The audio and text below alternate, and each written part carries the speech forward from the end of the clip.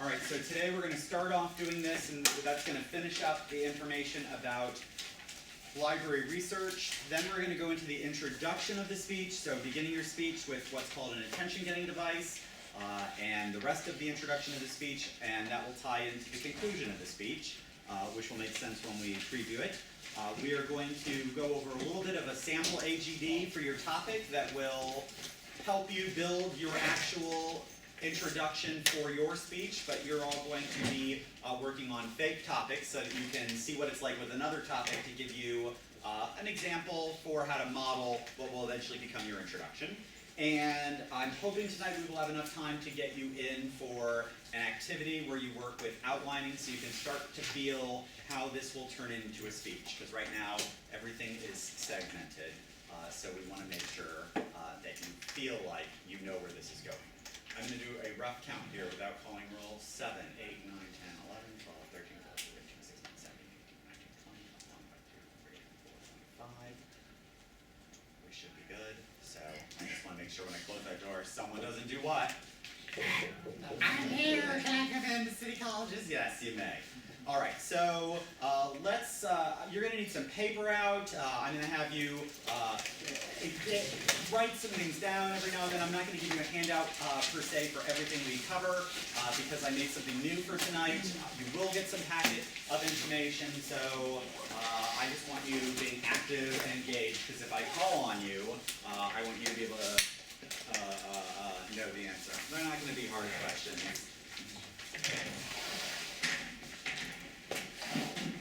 It will be whether a tomato is a fruit or a vegetable. Those kinds of questions. If someone does come, just kind of, you're out of the view, just kind of pop them in and let them sit here. All right, are you ready?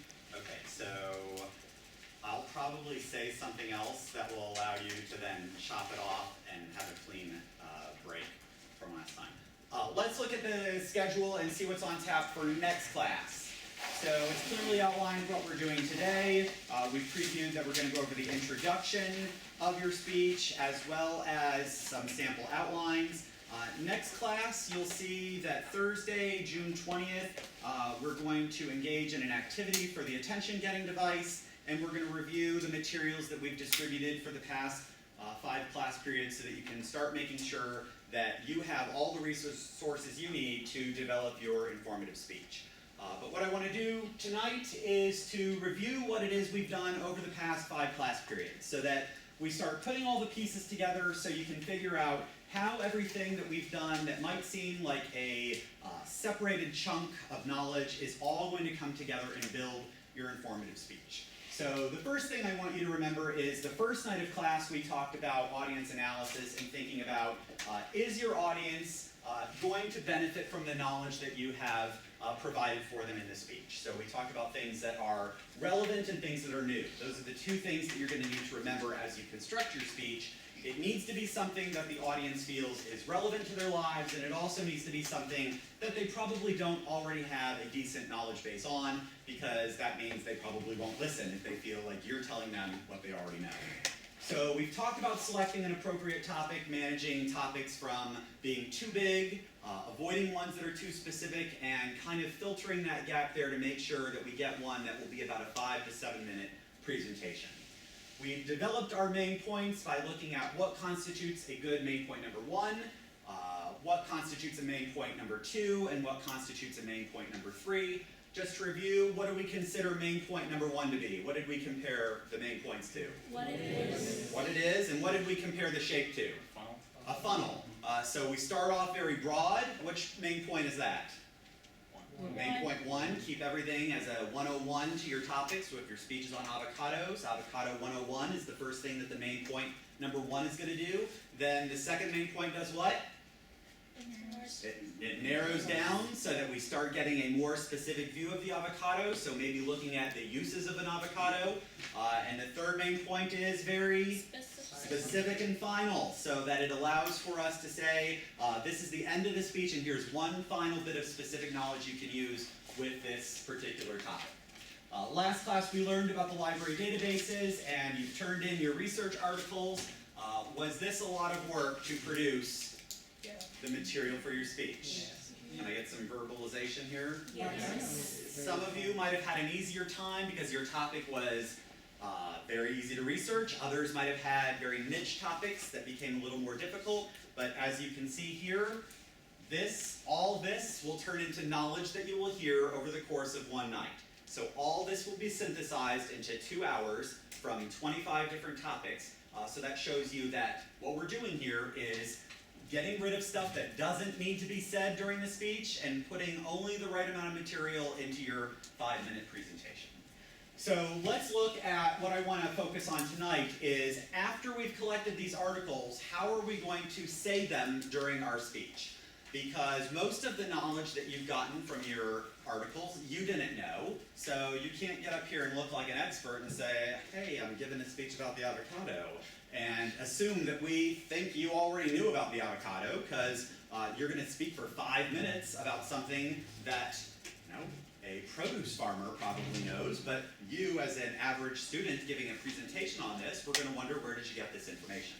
So we're going to look at the verbal aspect of citing them tonight because you are not going to be giving a copy of your speech to the audience members. They won't have a bibliography sitting in front of them. So they're going to need to know, where did you get this information, and you're going to do so by providing it verbally. So let's look at some of the objectives and outcomes for tonight. One of the reasons I put outcomes here is on the first night of class we talked about student learning outcomes for the class, and there's 5 of them listed on your syllabus. And one of those outcomes is that you know how to navigate and use library research. Not only so that it benefits you for this class and other classes at Truman, but so that when you leave, you know the nuances of library databases so that you could go to a public library or search your company's databases to look for articles and find them in the most effective way. So the first thing tonight we're going to look at is the importance of citing your sources orally. And the first night of class I asked how many of you have taken a speech class before in high school, and very few of you have done so. Then I kind of said in English classes, you'll have noticed that a lot of your speech experience has been giving a presentation in an English class. So you basically got up and you read something in an English class. So knowing that, we have a very different skill set. Most of you know how to cite for a bibliography because you've done that before, but few of you have cited verbally in a presentation. So we're going to learn how to do that. We're going to make this distinguishment clear so you know that it is going to be different than what your English teacher might require you to do for citation versus what I'm asking you to do. We're going to learn proper oral citation requirements. We touched on this a little bit of last class. And we're going to practice editing some bibliographic entries from the library and you fishing out what would be the stuff I need to say out loud versus leave off. So this will be very clear by the end of class how your speech will look like in terms of what is it that you're going to say when you cite your material. We'll even watch some videos tonight so that you can get an idea of how things work. So the importance of oral citations. The number one reason we're doing this is because as a speaker, credibility is one of your most important features. You need to figure out the relationship you have with the audience depends on how you establish your knowledge base and expertise with the audience. So credibility not only is in terms of what you know about the topic, but the ethics of your topic. In an English class, you probably have spoken at length about plagiarism and how that can ruin your reputation. In this class, you need to make sure the same logic is that if you cite material that was received from somewhere else and you don't attribute where it came from, you're at the same risk. People are going to say, where did you get your information, or why didn't you tell us where those statistics came from? You're also going to demonstrate savvy as a speaker, your savviness. Because we talked about last class when we looked at library databases, you're going to have phenomenal resources at your disposal. One of the databases, the Gale Virtual Reference Library that we touched on, had an encyclopedia called the Encyclopedia of Occultism and Paranormal Psychology. So that is going to allow you to be able to brag that, hey, I've got some really good sources.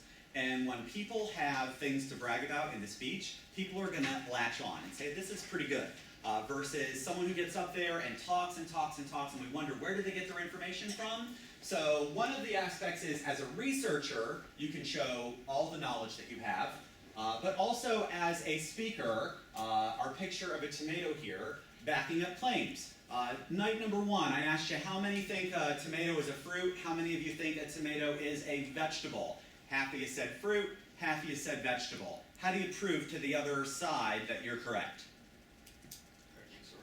Yeah, according to Encyclopedia Britannica, it is a fruit, more precisely a berry.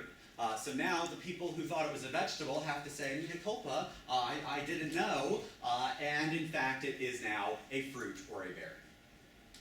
So let's compare oral citations versus written citations. I think the number one thing you have to remember is that a written citation for an English paper or an essay is embedded within the information that you're citing in the actual text, or it's put at the end with the bibliography. We do this so that if you are getting a paper and you're reading it and you say, oh, this is interesting information, I'd like to get more on this, you can look at the citation that says Smith 2000, go to the bibliography, it says Smith 2000, this particular article, you can research it. That is very different than what we're going to do. We will not have bibliographies, we will not have manuscripts of your speeches as you're going. So for an oral citation, we need it to be immediate and one time. Because the one time we say it, that's the only time. We're not going to say at the end of our speech, this speech has been brought to you once again by the New York Times, the Atlantic Monthly.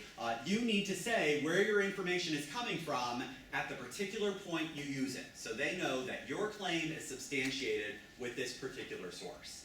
And we do that in a way that needs to be quick and comprehensive. If you look at a bibliographic entry, there's volume number, issue number, author, title. That's information that, for the most part, we don't need in an oral citation. A, it would be clumsy for you because you'd have to avoid eye contact and really look at that bibliographic entry, but more so, a lot of it's trivial. So, oral versus written. We are this person over here. Your English class, you may be this little guy. What I want you focusing on tonight is thinking of the difference between what is it going to be like when I come up here and there's 25 eyes looking at me and their ears are in tune because there's nothing in front of them. They're not following along, they are listening at every word I have to say. So an important distinction that needs to be made, you have to figure out that the medium here is very different than an English class. So oral versus written, let's take a look at a written citation. If you are in an English class, and you follow APA style, MLA style, you on your bibliography or your works cited will provide a chunk of information like this. Where do you go to figure out how to do this correctly? Where do you look at? Did your teacher tell you how to cite APA or MLA? You go online. You can go online, right? You can go to the APA style guide. You might actually have an MLA style guide, and it tells you this is what you need. In a paper, if you are writing a paper and you are citing information in the actual text, you will provide information so that they can look back at the bibliography or works cited. Again, all of this is in written format. We're not doing any of this. Your speech is outlined. It is not a manuscript. So let's take a look at oral.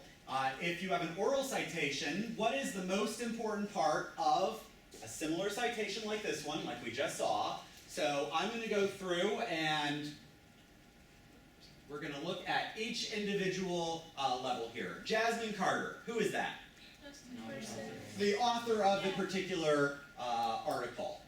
Do you know Jasmine Carter? No. And if you didn't know a Jasmine Carter, it's probably not the same one. So we don't know who the author is. Are we going to cite this information for the audience? No. No. What if it was an article that said anonymous? Would you say according to anonymous? No. No, because we don't know who it is. We don't know who this is. What if it was Hillary Clinton, U.S. Secretary of State? Maybe then we might want to say the Secretary of State wrote in the New York Times, but for the most part, you're going to leave off the author. So the author is going away. Title of the article, stuttering might be related to diet. Let's say your speech is on stuttering. Would this be good to tell the audience? What do you think? Why not? I've been talking about stuttering the whole speech. If you need a reference of what I'm talking about, the title here is probably not going to help you. We're well into the speech knowing that it's about stuttering. So we're getting rid of that. The Miami Herald, parentheses, FL. What's the FL? Florida. Very good. You're all in Geography 101, I assume. Miami Herald, do we keep it? Yes. What do we know from this particular source? The Miami Herald. Publication? What kind of publication? Newspaper. Newspaper. And 21st of March, 2012, do we keep that? Yes. Okay, so we know for sure we're going to keep the Miami Herald. We can leave off the Florida, because what if it was a city that you don't think your audience knows about, or let's say it's the Boston Globe. Do you need to say the Boston Globe, Massachusetts?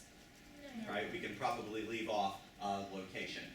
So we'll keep the date, the 21st of March, 2012. Where did we find this article, according to this citation? In EBSCO, but specifically? Newspaper. In the newspaper source. Does that help your audience? No. Let's say we left Truman, and you're like, according to EBSCO, and they're like, what's EBSCO? Like, they don't know that EBSCO is a database we use. What if their school used ProQuest, or they weren't even at a university and they didn't have this system, and you said, according to EBSCO of 2012, right? They're not going to get any knowledge out of that. So we get rid of that. Web, what does web mean? In the back.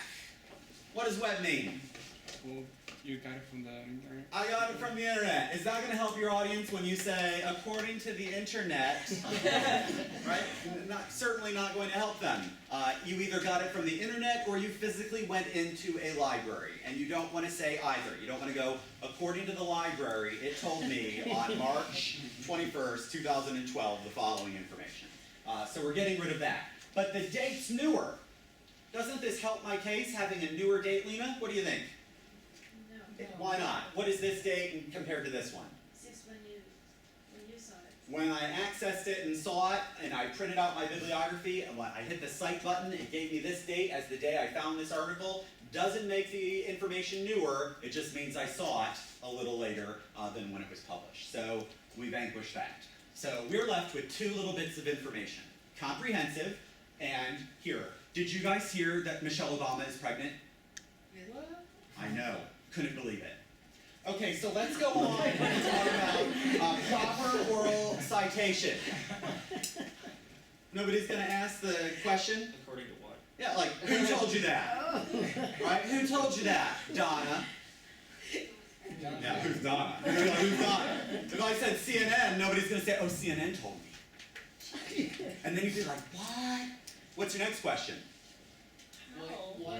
Like, when did they tell you this? Like, did you just hear this? You're not going to say, what street corner were you on when you were reading CNN? You're going to want to know, let's back up, the two most important facts here. Who the source is so you can determine credibility, and when you heard it.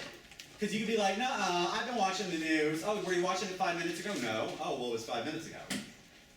Disclaimer, disclaimer, she's not pregnant.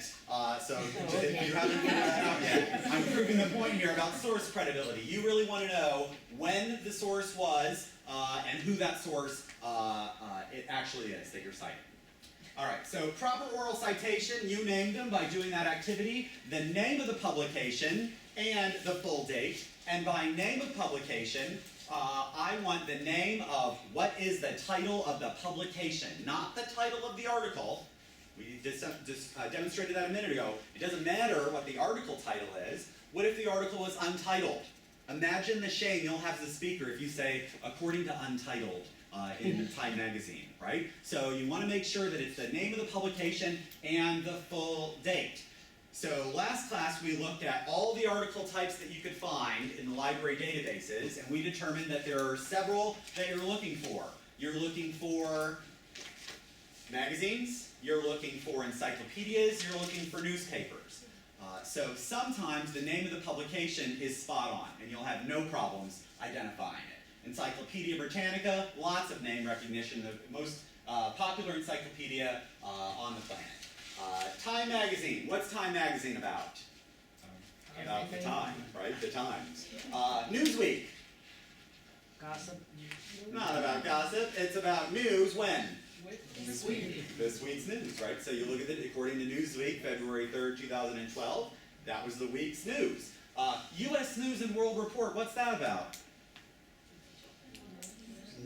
U.S. news and things, reports around the world. Parenting Magazine? Parenting. Well, things related to parenting. It might be something not about parenting skills, but rather car seats, which you as a parent might need to know.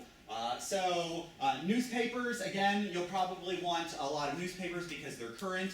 The full dates of all of these, let's go back one screen. You need the name of the publication, that will help us, and the full date. The full date is based on the publication. Last class we talked about newspapers. They come out daily. Magazines come out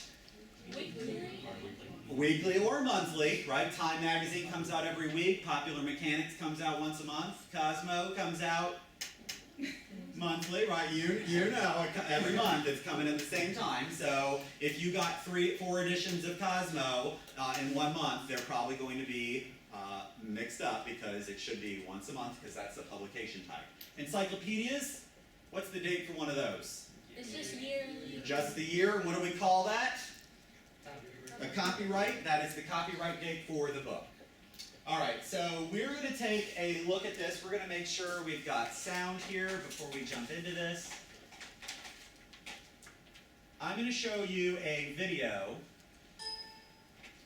that will allow you to see people actually citing their sources during the presentation. So I want you to take some notes here. This is only about 1.5 minutes long video, maybe even a little less. You're going to see 4 speeches, and I want you to write down what their topic is, and maybe put a check plus, check, or check minus when you hear their source. What's your vibe? You get to pretend you're like on American Idol for speeches. And you're going to determine whether or not the sources that they're using seem to fit with their particular topic. So let's take a look at this. Okay, doesn't want to work. Easy fix.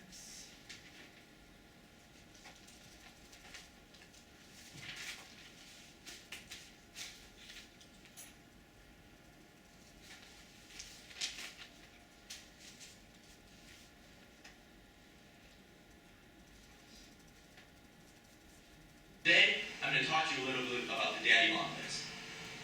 According to Nature magazine of October 30th, 2003, daddy long legs are also referred to as harvestmen. They are part of the Arachnia family of the Piliones phyla.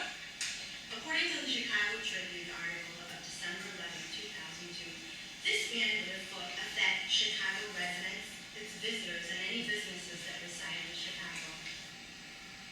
According to the National Geographic, April 2004, this small mound houses a town which is around 2 feet long. Ice. According to Europe magazine, February of 2002, they use over 10,000 tons of ice from the nearby Torn River, combined with over 30,000 tons of snow, to make a product they call snice.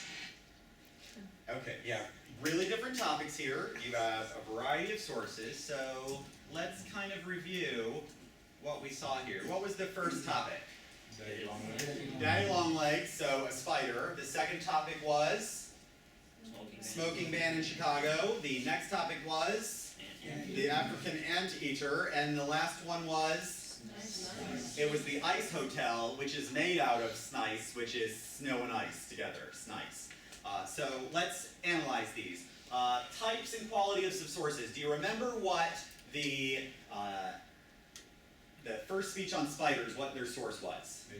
Nature magazine. Is that a good source for a topic on spiders? Yeah. It seems appropriate. It has to do with nature. The second one was the smoking ban, and that source was Chicago Tribune, Chicago smoking ban, a good marriage made there. We've got the third one, which is the anteater, and she had National Geographic. So if you've ever read National Geographic, there's animals in National Geographic, so it seems like a good fit. And then the last one, the hotel made out of ice, completely made out of ice, everything. The bar is made out of ice, the shot glasses are ice, you pour the drinks in, everything. You sleep on ice, ice, ice, ice, or snice, snice, snice, snow and ice. So what was her source for that? Europe magazine. Where is it located? It's in Sweden, so European, right? Scandinavian/European. A destination area for Europeans to go up into Scandinavia. So those seem to work pretty well together as the types of sources. The dates, were they all in the 2000s? Yeah, some of these sources were a little older, like 2003, because they're videos I've shown for a few semesters. You're going to follow the rule of 2007 to 2013, so that you're within the last 5 to 6 years. And content, what kinds of things were being said during those source citations? Facts. Give me one fact that you remember. It's on the tip of your tongue. What kind of tongue? Oh, yeah.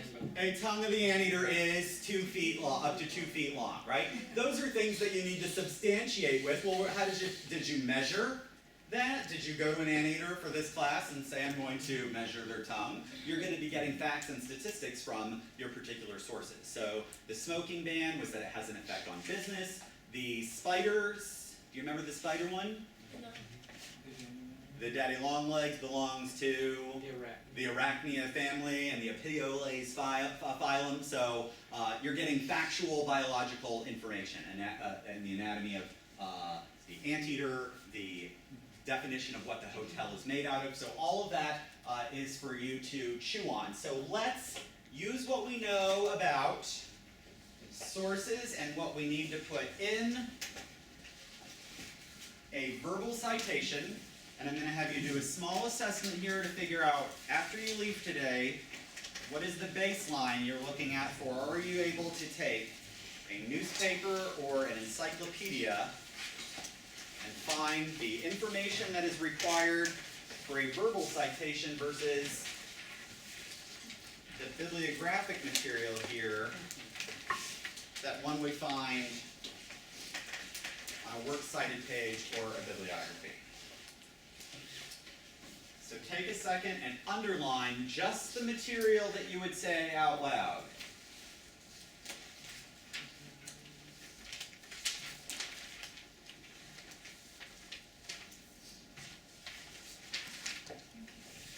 There's a lot of information for each of these citations, so read through it before you start underlining to make sure that you can identify the name of the publication and the full date. 2 items we're looking for. Remember our example with stuttering and Jasmine Carter. Out of that whole thing, we were able to eliminate several things we didn't want and keep the 2 items that we did want.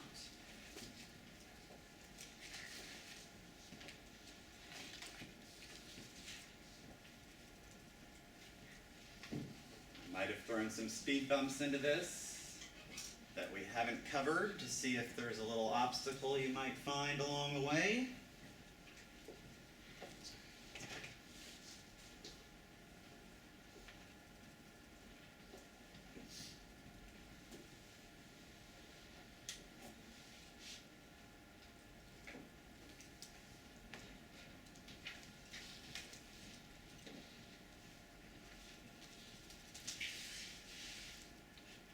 Let's start over the first one. If you're not done after the first one, it might help you figure out what parts we're looking at here. The first item, what role should government play in combating obesity? What is that? Title of the article, so we're deleting that. Who knows Betsy McKay?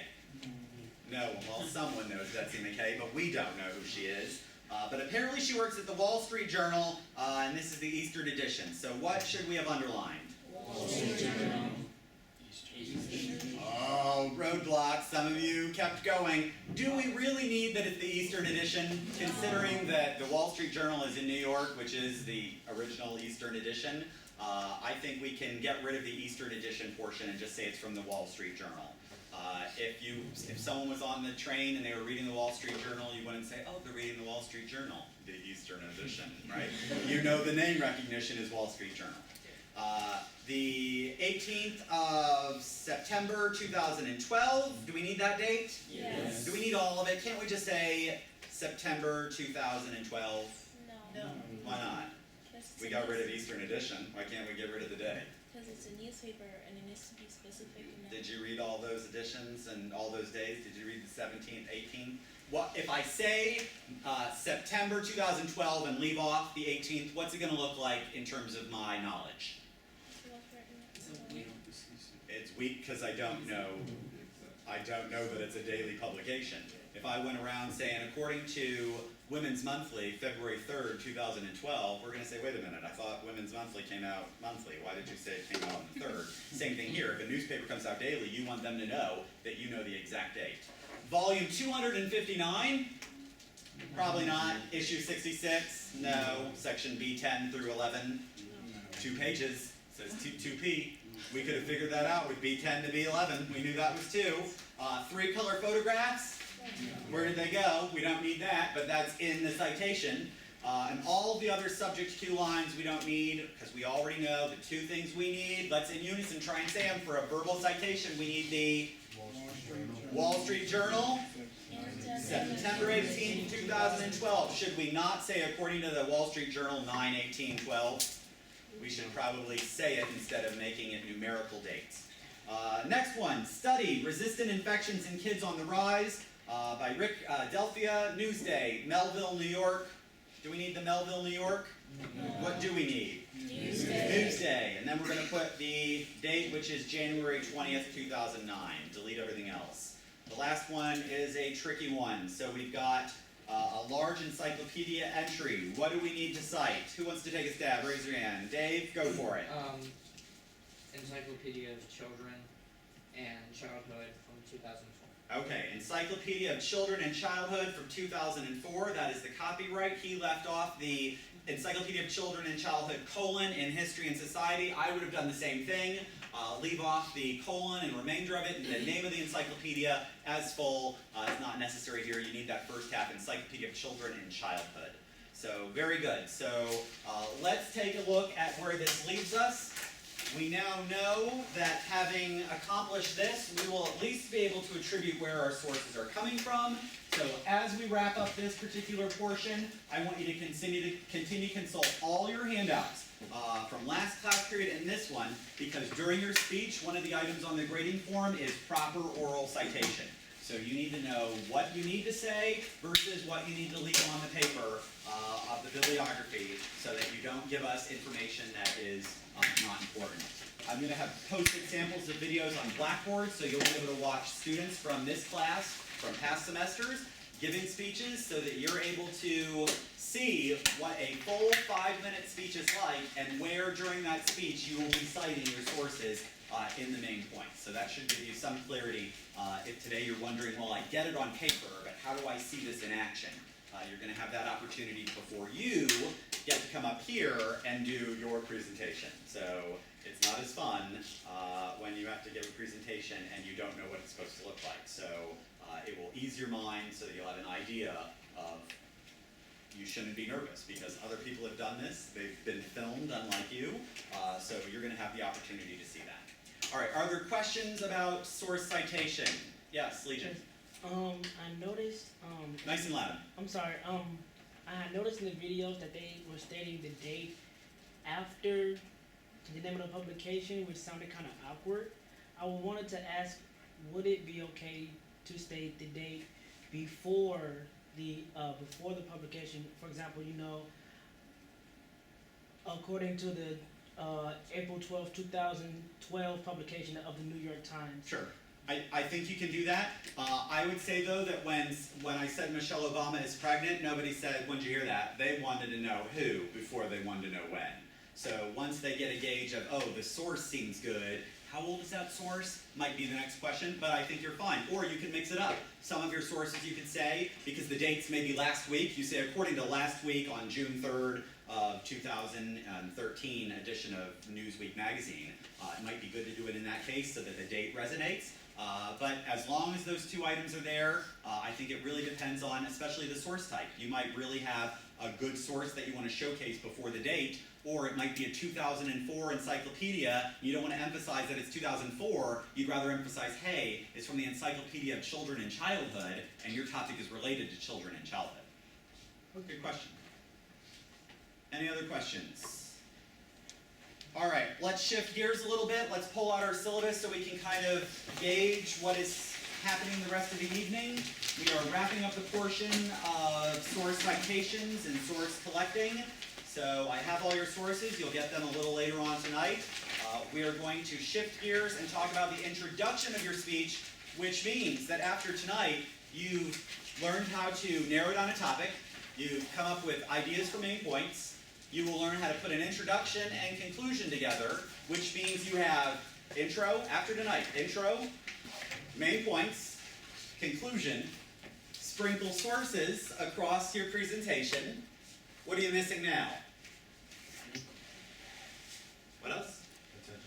Well, you have that introduction, Main points. main points you have. You've already got them. You've got articles to litter across your main points. Images? You're going to learn about images. We got a conclusion. Now we need the images, which we know is going to be related to our outline, because our outline is in PowerPoint with images and text. So that will be the focus of tonight. Figuring out the remainder of the pieces that are left. Tonight will be introduction and conclusion. Next week will be visual aids, and from there you are going to start writing your outline, knowing all the pieces fitting together to form what will be your presentation. All right, so let's start by pulling out a spare sheet of paper that you're